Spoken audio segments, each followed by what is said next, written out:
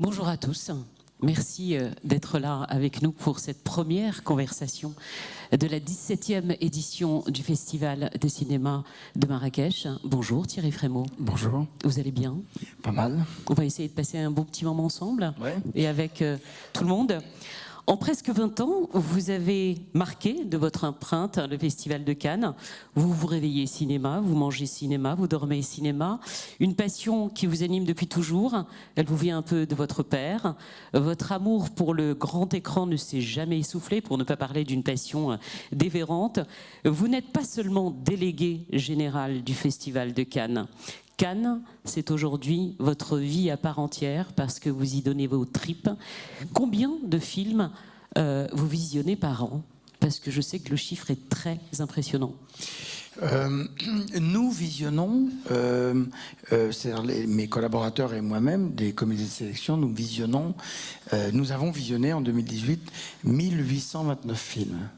1829 longs métrages. Et c'était 1000 il y a une quinzaine d'années, et ça monte de plus en plus. C'est dû en particulier à l'apparition du numérique, parce qu'aujourd'hui, n'importe qui, avec un iPhone, et quand je dis n'importe qui, ça n'est pas péjoratif, mais peut faire un film d'au moins 1 heure, puisque la législation française pour le long métrage, c'est un film d'au moins 1 heure. Donc tous ces longs métrages, on les visionne. Je ne vais pas vous dire qu'ils sont tous bien. Je ne vais pas vous dire que je les vois tous, et je ne vais pas vous dire qu'on les voit tous en entier.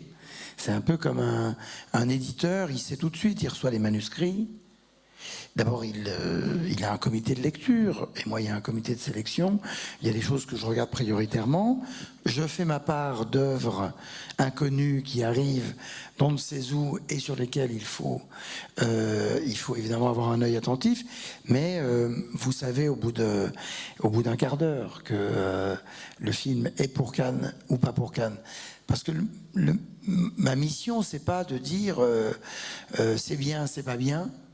J'aime, j'aime pas, mais faut-il ou non que ce film soit à Cannes? Donc c'est pas, je suis pas critique. Je suis pas là pour dire le vrai et le faux, le laid, le beau. Je suis là pour dire, on a fait un voyage à travers le cinéma mondial qui dure 4 mois. Hein. La vraie sélection, c'est entre janvier et avril. On a déjà vu pas mal de choses. Même des trucs super, mais ça commence vraiment maintenant, quoi, à partir du début de l'année.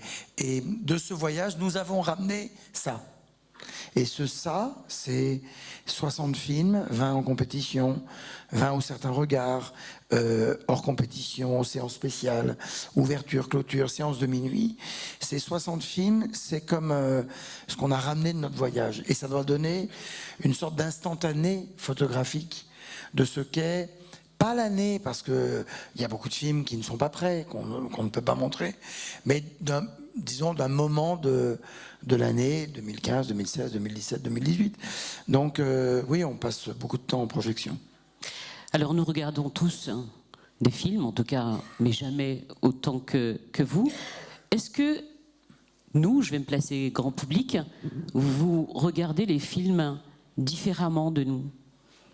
Je ne parle pas spécialement de la sélection et de Cannes. Quand vous regardez un film aujourd'hui, vous avez obligatoirement ce petit défaut de regarder tout de suite ce qui ne va pas, ou vous prenez encore plaisir à regarder un film, même si c'est un film commercial? Non, je reste un spectateur normal. D'ailleurs, je suis spectateur normal pendant la sélection. C'est-à-dire que, encore une fois, je devrais ajouter à faut-il ou pas que ce film soit à Cannes, avec l'idée que je connais très bien le public cannois, qui est un public très particulier. Hein. D'abord, c'est un festival de professionnels. Il y a un peu plus qu'on croit, mais il n'y a pas de public classique. À Berlin, par exemple, il y a le grand public. À Toronto, il y a le grand public. Cannes, ce sont des professionnels. Et puis, il y a évidemment une domination mentale d'une certaine exigence cannoise. Le cinéma d'auteur, le cinéma qui invente, ou le cinéma le cinéma qui est là avec force. C'est-à-dire, en gros, d'un côté, le cinéma d'auteur assez radical, de l'autre, le cinéma grand public qui représente les films qu'on attend. Vous avez quand même dit, lorsque l'on commence à travailler dans le cinéma, on y va moins. Se précipiter dans une salle pour 2 heures et oublier sa vie relève d'un comportement qui ne nous est plus offert. Et vous le disiez, un peu comme un regret quand même. Oui, mais je me souviens d'avoir dit ça, parce que c'est vrai. Je vois des gens qui travaillent dans le cinéma. Ce pourquoi nous avons décidé, nous nous sommes battus pour travailler dans le cinéma. Moi, au début, j'étais bénévole à l'Institut Lumière, porter des bobines de films me permettait de dire, je travaille dans le cinéma. Voilà. Et peut-être qu'un jour, je finirai par déchirer les tickets à l'entrée, et ça m'ira très bien. Bon. Mais on a désiré le cinéma tellement très fort que quand on y est, on l'a. Donc, il y a un moment, j'aurais dû ajouter que ça dure le début où on travaille dans le cinéma, où en effet, on perd une sorte d'innocence. Et donc, il ne faut pas la perdre complètement. Donc, il faut recommencer. Et moi, je vais toujours au cinéma. Je regarde toujours des DVD. Je regarde toujours des films à la télévision. Non. On a la chance de vous avoir. Est-ce qu'on peut rentrer un petit peu plus dans les entrailles de cette gigantesque machine à faire rêver qu'est Cannes? Comment ça marche? C'est-à-dire que vous sélectionnez d'abord les films, vous nous parliez de tous les films que vous visionnez avec toute l'équipe. Vous sélectionnez d'abord le président du jury, vous sélectionnez les membres du jury avant. Comment ça marche? Parce que c'est un casse-tête de plusieurs mois. D'abord, le Festival de Cannes est devenu quasiment d'emblée, je ne mets pas de guillemets, j'allais dire, je mets des guillemets, pas du tout. Le plus grand festival, le plus grand festival du monde. Ce qui ne veut pas dire que c'est pas compliqué pour le rester. Hein. Il faut se lever tous les matins en oubliant qu'on est le plus grand festival du monde et en faisant en sorte que ça le reste. Le chiffre qui est assez beau, c'est de dire que l'équipe permanente, l'équipe qui est là toute l'année, c'est 15 personnes. Seulement 15? Seulement 15. Et pendant Cannes, c'est 1500 personnes. Et c'est un travail collectif. C'est-à-dire que là, je suis là devant vous, et c'est moi qui incarne la parole du Festival de Cannes par ma fonction, mais c'est un gigantesque travail d'équipe, travail de groupe. Vous êtes aussi le gardien d'un trésor, le berceau du cinéma, celui des frères Lumière, et avec votre équipe, vous en avez fait un film improbable, totalement inédit. Lumière, l'aventure commence. Je vous propose, s'il vous plaît, je vais demander à la régie, je vous propose de regarder juste la bande-annonce. Un film orchestré justement par la voix de Thierry Frémaux.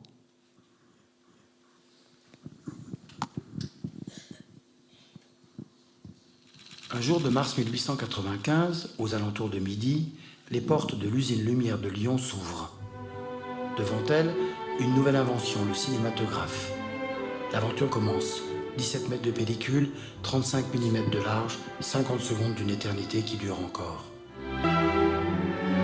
Il fut le dernier des inventeurs et le premier des cinéastes. Et dès l'origine, il a fait de ce qui deviendra le 7e art quelque chose de joyeux, de tendre et d'universel.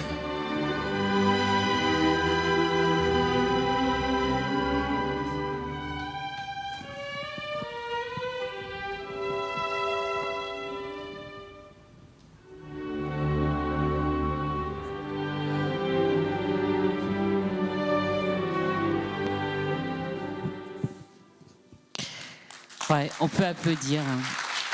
Cette bande-annonce, je voulais vraiment, et merci à l'équipe, à toute l'équipe, quand je voulais vraiment montrer cet extrait.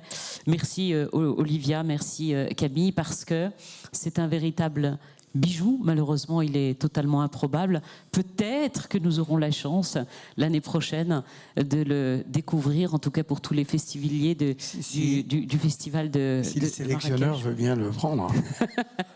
On va demander, on va faire des clins d'œil à tout le monde. Il faut impérativement le voir. C'est un moi ça me frustre parce qu'on peut voir que on trouve rien en plus. Vous avez tout verrouillé bien évidemment parce qu'on retrouve rien sur Internet. Mais alors rien. C'est pas possible. Ben, non, mais parce que les films sont restaurés. Il y a Alexandra Enosberg qui est ici. Toute l'équipe d'Advitam a fait un boulot super sur le film. C'était important parce que là, il y en a une centaine dans ce film qui fait 1h30. Mais on voulait faire un objet d'1h30, c'est-à-dire l'objet sacré du cinéma, entre 1h30 et 2 heures, pour que les films Lumière, les films de Louis-Auguste Lumière, ressortent en salle. Ce qui n'était plus jamais arrivé depuis cette époque, où en plus les séances évidemment n'étaient pas les mêmes, et donc ça a permis en France, à l'étranger, Wild Bunch a vendu le film beaucoup à l'étranger aussi, ça a permis à ce que on retourne au cinéma voir les films, les premiers films, en disant que en effet Lumière n'est pas seulement un inventeur, il n'est pas le dernier des inventeurs, mais il est aussi le premier des cinéastes. C'est-à-dire qu'il est au croisement des deux chaînes. La chaîne de l'invention avec lui s'arrête, c'est fait. Le cinéma est là. Mais la chaîne de la création commence. Et au-delà de 2 ou 3 films que les gens connaissent, il y a plein de trésors magnifiques. On va d'ailleurs en faire un deuxième. Il y a plein de trésors magnifiques. Un deuxième qui est prévu ? Ouais. Pourquoi ? Ah ma merde, on ne l'a pas annoncé alors. Bah oui, vous venez de l'annoncer, donc vous le tweetez allez jusqu'au bout, c'est pour quand ? Pour quand, je sais pas. Parce que celui-là, il est sorti, c'était janvier 2017 ? Oui. Il y a 1 an ? Non, il y a 2 ans, il y a bientôt 2 ans. 2 ans. Donc, et le deuxième arrive. Ça veut dire qu'il est déjà en préparation. Oui, l'équipe va flipper là à Lyon, ils vont se dire purée. Là, non, ils le savent, ils le savent. Ah, ils sont au courant que vous allez l'annoncer aujourd'hui ? Non, j'avais pas prévu de l'annoncer aujourd'hui, mais du coup. Bonjour. Et Bonjour si vous Thierry. donner un micro là-bas aussi. Je suis Jean-Daniel Roche, lyonnais d'origine, habitant Cannes. On s'est déjà rencontrés. Je voulais savoir si au niveau de... il y aurait la possibilité, ou est-ce que ça aurait pu se faire une inversion, c'est-à-dire que la sélection de Marrakech soit à Cannes et éventuellement la sélection de Cannes puisse éventuellement arriver à Marrakech. Question piège. D'abord, je ne sais pas si la sélection de Marrakech serait sélectionnée à Cannes. Mais non, il y a beaucoup d'échanges, il y a beaucoup de films de Cannes qui sont ici, et c'est très bien. Profitez pour voir Roma d'Alfonso Cuarón sur grand écran, parce que c'est pas la même chose. Moi, je viens de voir le film des Cohen sur Netflix, donc directement sur la télévision, et j'imaginais à chaque plan l'effet que ça m'aurait fait si j'avais été dans une salle. Donc il y a des films mais en revanche, la règle nous interdit, dès lors qu'un film a été montré ailleurs, de le montrer à Cannes. Marrakech est de ces festivals, et c'est important. Toronto, qui est un des plus grands festivals du monde, a commencé comme ça s'appelait le Festival des festivals. Mais Berlin, Venise, Cannes, notre rang fait que les films doivent être inédits. Ma question est simple. J'ai une question qui concerne la Palme d'Or. On remarque durant ces dernières années, on trouve que la Palme d'Or est décernée à des films qui ont plus ou moins un penchant politique ou social, et des films qu'on ne trouve plus, des films un peu à la Refn ou Park Chan-wook se voir décerner ce prix-là. Parce que je suis un fan d'un cinéma de genre, si on peut l'appeler comme ça, qui se va plus ou moins écarté de la Palme d'Or. Alors, c'est intéressant comme question. D'abord, redire que la Palme est décernée par un jury souverain, composé de 9 personnes. Et c'est comme ici, un jury composé de gens qui se connaissent sans se connaître, qui vont travailler ensemble. D'abord, la veille ou le lendemain, ils auraient peut-être fait un autre palmarès, et 9 autres personnes feraient un autre palmarès. Donc les commentaires sur le palmarès sont toujours des choses qui m'amusent, parce que c'est extrêmement vain, ça ne sert à rien. Ethan Cohen avec son frère Joël disait vous me parlez, parce que quelqu'un dit oui, la critique pense que vous auriez dû récompenser. Il dit ils sont critiques. Il dit non, on n'est pas critique. Donc nous, on a fait ce qu'on avait à faire. Et c'est aussi important, quand vous êtes sélectionneur, d'écouter. Les gens ont besoin vous êtes leur premier spectateur, donc ils ont besoin de vous entendre sur leur travail, même si parfois c'est pour dire tu sais là je suis pas sûr de ça. Et puis ils ont besoin aussi de parler, et le cinéma ici au Maroc, et le cinéma encore une fois du monde entier, reste quand même le cinéma qui a sa place, toute sa place à Cannes, même quand l'essentiel de la presse est monopolisé pour savoir si on va avoir des films qui seront candidats aux Oscars 8 mois plus tard. Encore une fois, d'abord on en aura plein, et puis il n'y a pas que ça. Le cinéma est un art universel, c'est ce que Lumière en a fait d'emblée, et je crois qu'il faut continuer, et le Festival de Marrakech le fait aussi.